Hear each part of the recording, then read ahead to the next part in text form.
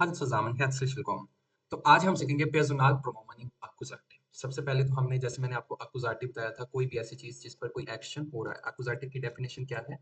कोई भी ऑब्जेक्ट जिस पर एक्शन हो रहा है। Any object on which action is being done. Any object on which action is being done.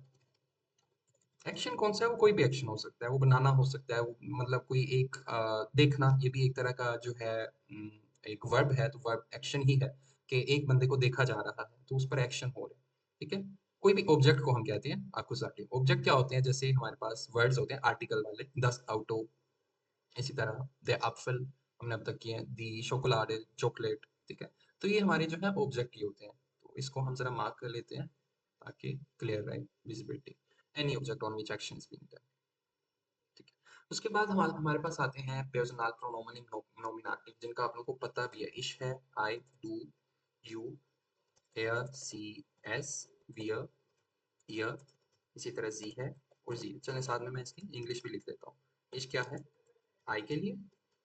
इसी तरह डू क्या है? यू के लिए। इसी तरह एयर, सी, एस को हम कैसे लिखते हैं? ही, शी और इट। इसी तरह वी को हम कैसे लिखते हैं? वी। ईयर के लिए क्या है? यू ऑल, यानी आपके सामने ज्यादा लोग हैं लेकिन आप इनफॉर्मली बात करना चाहते हैं। फिर आता है जी जो कि फॉर्मल है यू के लिए, और फिर आता है अगेन सी जो कि दे के लिए होता है। ठीक है जी। उसके बाद आते हैं प्रेजेंट प्रोनोमन इन एक्कुजेटिव। यहाँ पर ये नॉमिनेटिव लिखा हुआ है, इसको हम कर लेते हैं एक्कुजेटिव। अब जैसे ये हमारे प्रेजेंट प्रोनोमन है, इसी तरह एक्कुजेटिव में भी हमारे पास होते हैं। या जैसे कि इससे क्या हो जाता है? मिश, यानी कि मी। डू से क्या हो जाता है? डिश, यानी कि यू।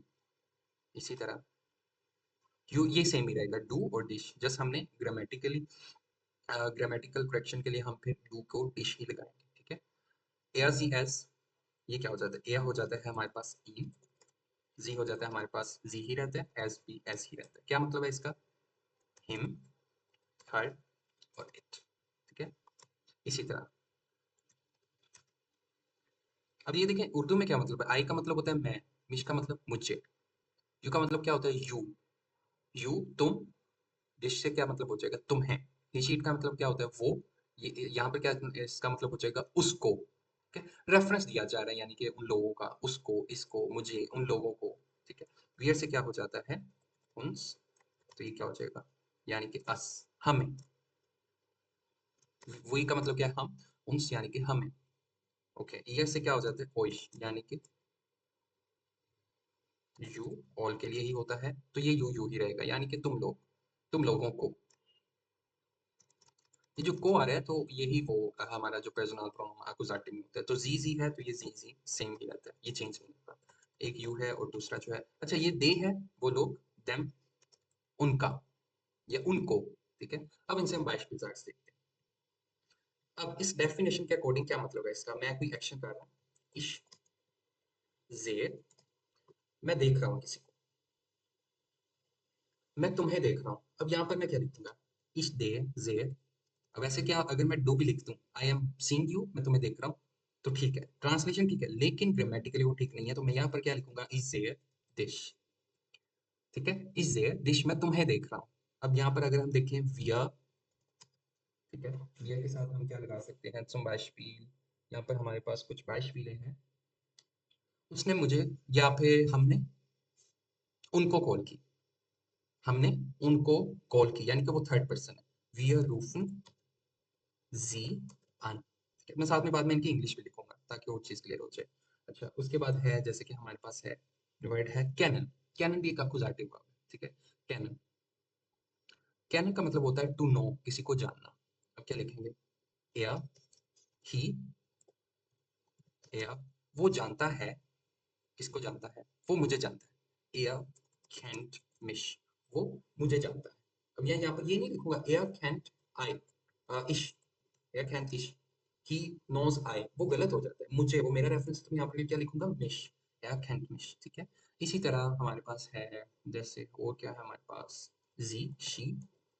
अब लीबन एक वर्ब है, टू लव, किसी से प्यार करना। जी लीव्ड, वो लव करती है किससे?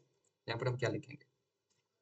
जी लीव्ड उन्स, वो हमसे प्यार करती है। जी लीव्ड उन्स, उन्स यानी हम, हमसे, हमसे। ठीक है, तो यहाँ पर मैंने इसलिए उन्स लिख दिया। अब मैं इसको अगर हम इंग्लिश में ट्रांसलेट करें तो ये कुछ ऐसे बनेगा, आई एम सीइंग यू, मैं तुम्हें देख रहा हूँ। ये क्या हो जाता है, आई एम,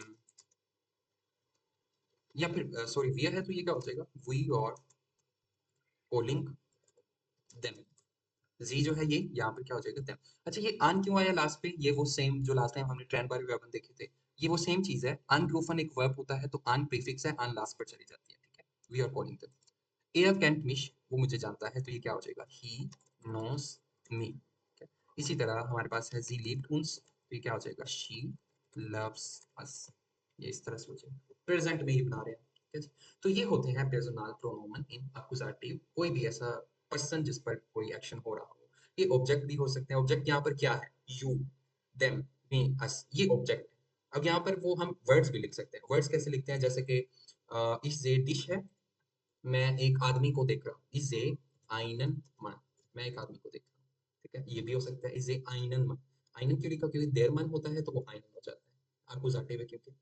तो ये भी हम यूज कर सकते हैं, और जो आर्टिकल वाले वर्ड है वो भी हम यूज कर सकते हैं, इज ए डिश की तरह क्या यूज कर सकते हैं, इज ए आइनन मन, ठीक है जी। तो ये इनमें डिफरेंस है, आप ये भी यूज कर सकते हैं, ठीक है। बाकी और एग्जांपल्स भी देंगे हम, और कोई भी कंफ्यूजन हुई तो आप कम्युनिटी में मैसेज करके पूछ सकते हैं, ओके जी। Das ist alles für heute. Wir sehen uns nächstes Mal. Auf Wiederhören. Ciao, ciao.